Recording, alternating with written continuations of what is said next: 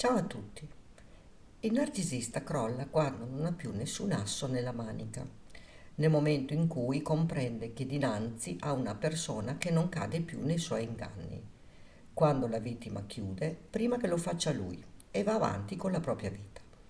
Per ferirlo e farlo crollare basta metterlo dinanzi a se stesso. Ma quali sono i segnali di un crollo narcisistico?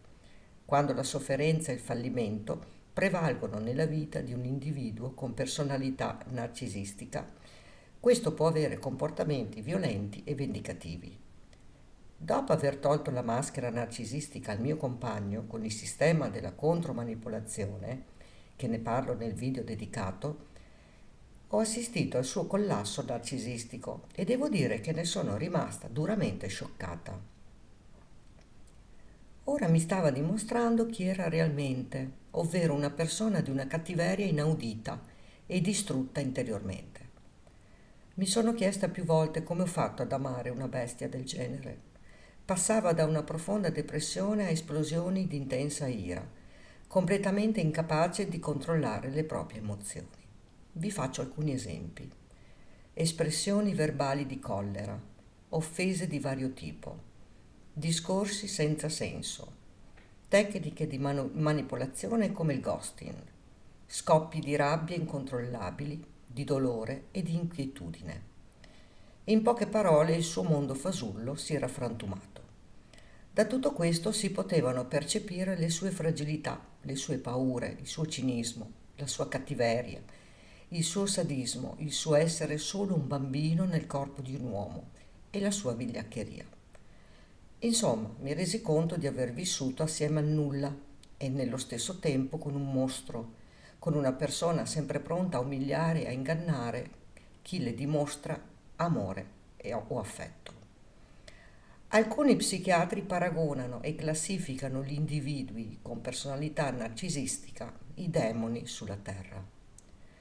In seguito allo smascheramento, come lo chiamo io, ci sono stati ancora tentativi di manipolazione e continue menzogne, ma per lui non ero più gestibile e quindi indossò una maschera di indifferenza unica nel suo genere. Ma io continuai a notare il suo disagio e in qualche modo sconforto nei miei riguardi, ma soltanto perché non ero più controllabile.